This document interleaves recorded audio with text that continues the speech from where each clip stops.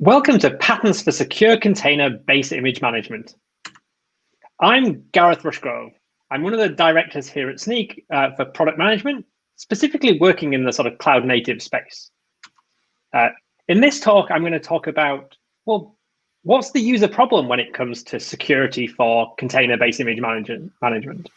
Like, what are base images at all? What do we mean when we talk about base images, and why are they important? I'll touch on teams and responsibilities, and ultimately different ways of organizing yourself around this problem. We'll talk a little bit about policy and setting some rules. And finally, we'll touch on automation and workflow around this. How do you scale this across your organization? Okay, so what is the problem? What are we going to focus on this talk about? Really, it's about vulnerability overload. It's whether you're using Snyk or any other tool, containers can contain a lot of software. So when you scan them using something like Snyk, you're likely to find a lot of vulnerabilities. You'll find a lot of issues. You might find out-of-date operating systems. And suddenly you start asking questions like, who even owns this image? Where is it from? It's easy to be in a position where, yes, you have some new information, but how do you act on it? How do you actually go about fixing these issues? Not just point in time in that image that you scanned, but forever. So, well, what are base images and how might they help in this context? So when we talk about base images, and sometimes technically, okay, could be parent image. I think more often you'll hear them talked about as base images. It's often that first line in your Docker file. It's that from statement. It's the image that you're building on top of. Because when you're building a container image, you're often not doing that from scratch. You're doing that based on libraries that others have laid down, packaged up as containers, and then provided for reuse. So great examples here are the Ubuntu images or the Alpine images, but also images like Python or Ruby or Node that come with those tool chains already installed. And most organizations, I think, use those. And again, there are exceptions, but a good example here, like we do quite a lot of that. Sometimes you lightly customize it. Sometimes you're doing extensive configuration. You're installing a lot of other images on top. And how much you do it varies, but the most commonly used images are those base images that everyone builds on top of. When it comes to securing those, or really sort of packaging them and providing them to others, I guess you can divide that into distinct responsibilities. Like one of those would probably be sort of common configuration. That's something that everyone in your organization wants to use. That can also include hardening. Like maybe there are some security defaults that your organization wants to set, and again, wants to set for every image in your organization. There's also, I guess, common software, maybe middleware or application servers. This tends to be less about that sort of common to everyone, but maybe common to a specific ecosystem or language or framework. Maybe you've got a team that uses Java and you have a lot of common Java middleware that you install in a sort of common image that everyone shares. And finally, on top, you've got your application. And this is, again, like where your teams are going to be very different. They're building different applications, often on top of common middleware, on top of common configuration, on top of base images. The idea here really is, by thinking about it in this way, is can we answer questions like this to offload work from one team, in particular the application teams, of which you might have many, to do more centrally? Like when you think about it from a security standpoint, you're often asking questions like, can you fix this vulnerability once? In the sort of one case, well, if all teams are responsible for their own images, then they're all going to have to fix and validate and sort of triage vulnerabilities themselves. So if you have a base image and you have common middleware and you have lots of application images, you can end up doing the same work lots of times. That's obviously inefficient. So how can we help do that once and ultimately fix that vulnerability once, but have it applicable everywhere we use that image? This is obviously helped by technology, but it's really a people and process problem as well. So I want to talk about teams and team responsibilities, and ultimately different approaches to this problem. And we'll work through an example too. So I think there are probably 3 broad patterns that you see here in different organizations for different reasons. Again, there are sort of nuances and you could expand on this, but I think 3 is a good number to reason about. Think about, as we're going through, which of these sort of models you're using, either formally or informally. I guess one pattern would be the sort of one team to rule them all. This could be actually, well, every team does their own thing. So you've got lots of teams and they're totally decoupled. They can do anything they like with their own images. They pick their own base images. They build their own images, and they're not beholden to anyone else. There's another sort of extreme, really, to the one team to rule them all, which would be actually only one team in your entire organization builds images at all. If your organization is small and you have one team, well, you're in this space, but you're both of those things at once.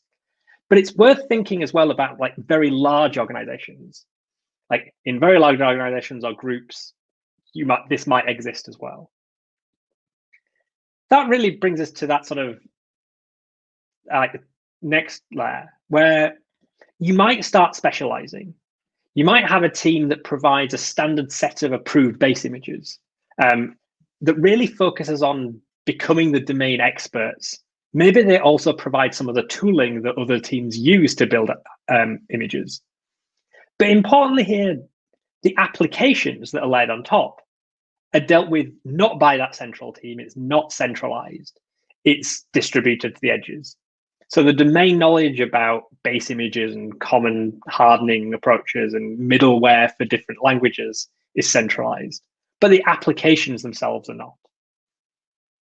And really a third sort of common, I think, variation to that is where the sort of common software, the application middleware, the application servers, that's one domain, but hardening and security is another.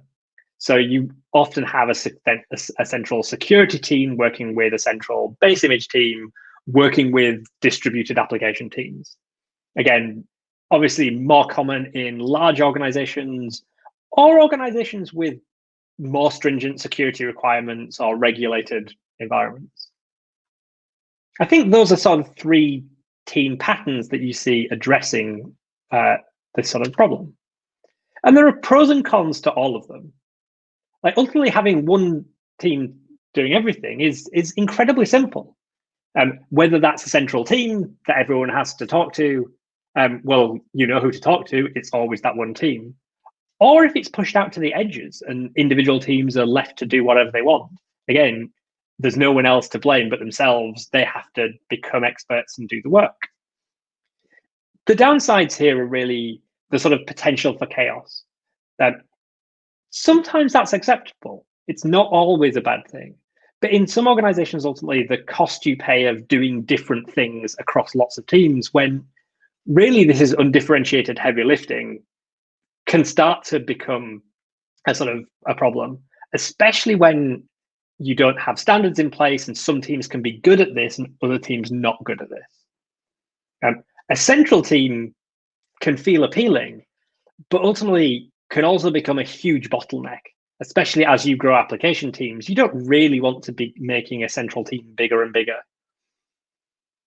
I think that's why lots of organizations reach for a sort of middle ground with a base image team that sort of becomes the domain expert, can help application teams with their images, but does a bunch of the sort of underlying sort of do it once work, and also provides governance and standards and education to help others get good at this problem. And in larger organizations, again, often down to sort of the organizational structures that exist, certainly outside this problem, separation between a sort of application team and a security team can make sense. Again, the advantages here are really around that deeper domain specialism.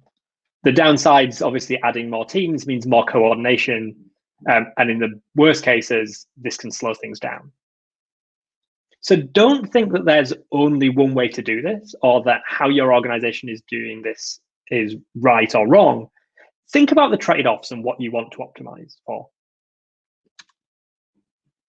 Let's jump into some specific practical or technical examples. So in my organization, I'm going to start out with a base image. Again, this could be a central team, or it could be a specialist base image management team. We'll get to some of how that affects things later. We're going to use Dockerfile to build this image, and we're going to build quite a simple hello world style example. In this case, our Dockerfile is just a single line taking one of the upstream official Docker images, in this case, a Python base image, and using that. So we're going to save that to our, we're going to build an image based on that Dockerfile, and we're going to give it a name, in this case, base. So far, so simple. Well, okay, let's start thinking about security and vulnerabilities here. We'll use the Snyk CLI tool to test that image for vulnerabilities, and we'll pass the base image that we created to give ourselves a bit of context. Running this will print a number of vulnerabilities. When I ran this, it tested 111 different dependencies in there, and we found 178 issues. This is back to that starting point where we said, well, yeah, this can be information overload. This is one of the advantages of maybe having that central team. At least this is happening once, and that team is sort of empowered and skilled and hired into to sort of not be put off by this problem. Snyk also allows us to monitor that image vulnerabilities over time. It's nice that I now know how many vulnerabilities are in there, but ultimately, how many of them are in there tomorrow? And how many the day after? New vulnerabilities are disclosed all the time, and that's why Snyk provides the monitor command. This works with container images and with our open source projects. And you can monitor the image, and we'll display that in the Snyk GUI. The nice thing here is this is automatically updated as new vulnerabilities are disclosed, even without you having to retest that image. Another aspect that of sort of Snyk's tools, and this is also available from that command line tool output as well as in the Snyk GUI, is recommendations, because we want to start thinking about fixing these vulnerabilities. One of the reasons I have a number of vulnerabilities in there is that, in fact, the base image I picked, there are new versions of that available, both in this case, as we can see, I can go up to a new minor version of Python, so from 3.6 to 3.9. That will drastically reduce the number of vulnerabilities. You might look at sort of 178 to 76 as, yeah, that's a lot, but there's still a lot there. But importantly, there's only 2 high severity vulnerabilities there. That's often far fewer to triage. And we've dropped from 60 to 10 medium severity vulnerabilities as well. So we're already drastically improving things. And if we were able to update to, in this case, though, a brand new version of Python, we're jumping quite a few versions there. There might be features that we're uncertain about. But Snyk also provides alternatives. So we're providing that sort of situational awareness. So here is a good case on where 3.6.12, like a specific revision of this for a specific version of the underlying Debian operating system, in this case, changing from bus to stretch, will help us as well. Not quite as much, but we can make the choice based on what the platform we're trying to build. There's another good reason for updating in this case. Actually, the underlying operating system is no longer supported by the upstream maintainers. So that in reality, some of those vulnerabilities that we have are not going to get fixed in the image we have. Also, worse, there might be more that are just no longer being tracked. So this is definitely something that we should act upon. let's assume we've updated and upgraded and we've fixed some of those vulnerabilities centrally. Now let's build a middleware image. Not everyone might have this layer, but I think it's often interesting to consider. I'm going to install, in this case, a local database and a Python application server. But Python's really just an implementation detail here. This could be anything from any other language that you want to make available to other users. Well, we can test that image again with Snyk, and again, we'll discover vulnerabilities. Obviously, the number of dependencies went up, and actually we found some new vulnerabilities in those dependencies. But in some of our models, a different team is responsible for a lot of those base image vulnerabilities. That's someone else's problem. I care about them, but it's not on me to fix them. Here, Snyk starts to become even more useful. We have the context of the vulnerabilities coming from that base image and coming from the image we built on top. So we can expose this using a number of different tools.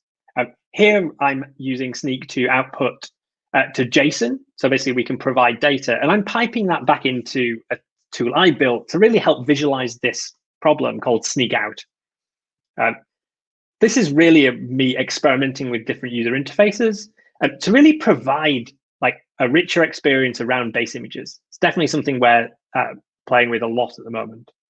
Here we can see actually that a lot of the vulnerabilities came from the base image, but we can also see the specific ones that were introduced just by new packages in the image. So by installing SQLite, we introduced a library, and that had some vulnerabilities. Like those are the ones that are my responsibility as the maintainer of the middleware image to fix. And again, we can monitor that. Snyk has the ability to choose to ignore a set of vulnerabilities when we upload to Snyk or when you test. We can use this by generating an ignore list based on the base image. I'm not going to go into the details there, but ultimately that .snyk file is just a YAML file with a list of the vulnerabilities we're choosing to ignore. If you want to see the full example, I'll share a demo later.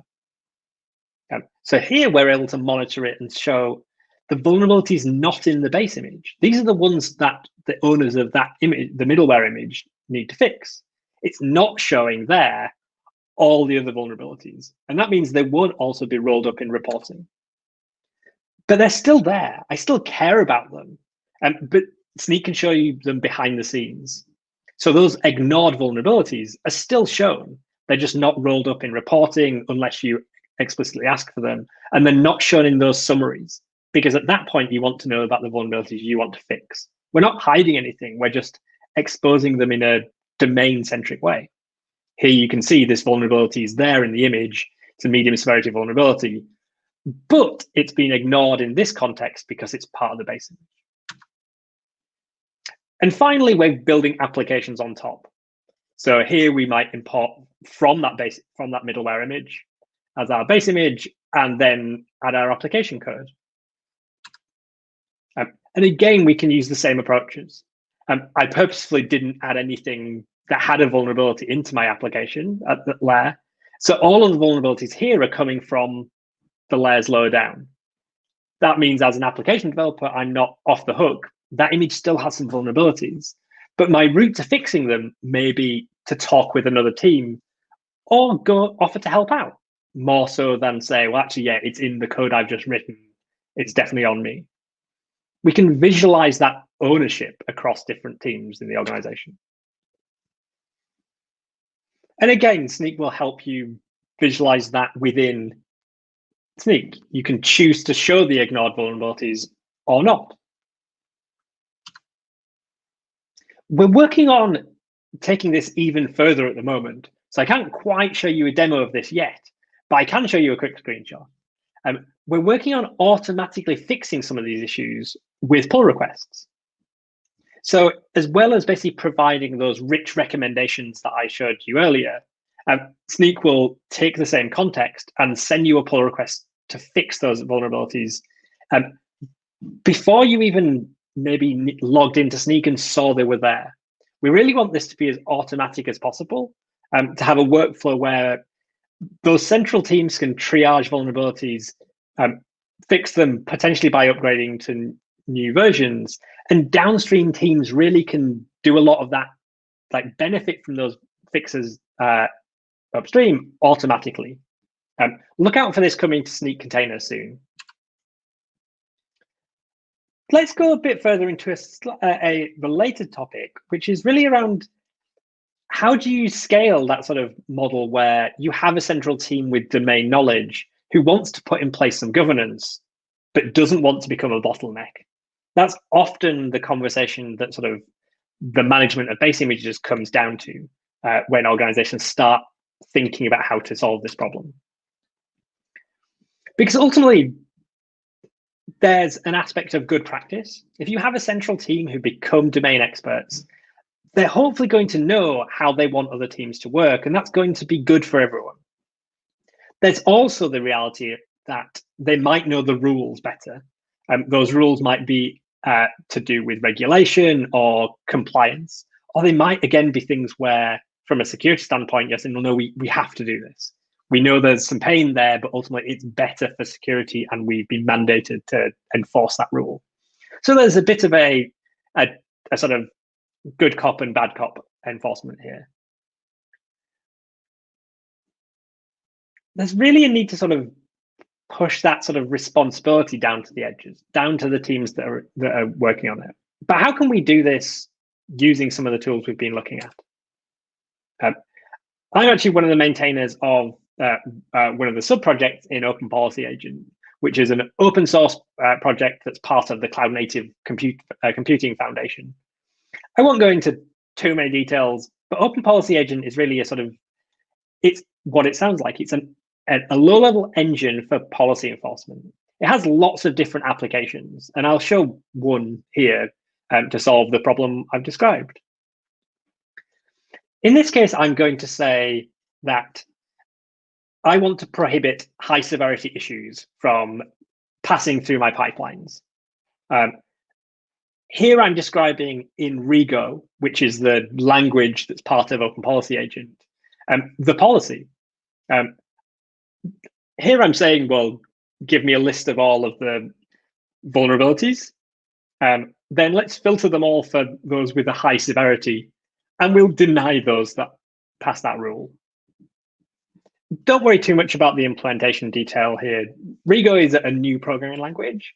For those that are familiar with languages like it, like Datalog or Prolog, it'll look familiar. For others, less so. But really, we're talking about the use case more than a deep dive into Rego language here. We can also do much more interesting, much more complex things. So as a quick example here as well, we can look at high severity vulnerabilities that happen to be cryptographic issues. So we have all the metadata on the Snyk vulnerabilities to attribute that sort of thing. So here we're saying, let's deny, let's fail, let's stop high severity cryptographic issues, but let's just warn on other crypto issues. We still want to basically flag them at a bit of a higher level. Conftest is the tool that I actually maintain with others as part of the open source project. And that works really well with Snyk. Again, we can run Snyk container test on our image. We can output that to JSON and input that into Conftest with the policies that I just showed. And you start seeing here the warnings and failures. You can use this input in your CI environment too. So as well as having something you can push out to your developers locally, you can build this into your pipelines. Now your developers and the teams at the edges have ultimately a test case.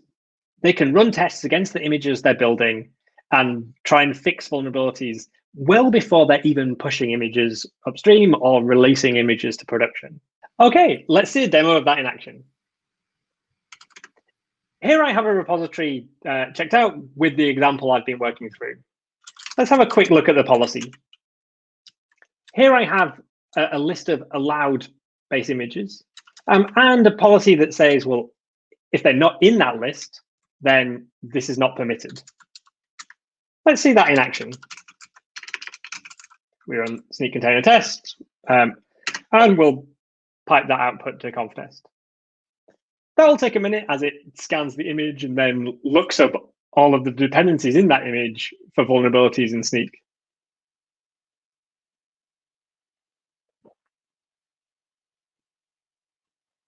There we go, and we're querying for vulnerabilities, and there, not using a permitted base image. Let's modify that policy, because in this case, I'm going to say that either we're using one of the explicitly allowed base images, or we're using one of the images from my repository. So we've changed the policy, and we can retest. Obviously, I'm doing all of that locally here, and I'm modifying the policies, but you might actually just have those centrally managed and applied against all your images. Then you can be using Snyk to both test for vulnerabilities and also using the structured data that we output to enforce policies on them as well. So here you can see we've passed.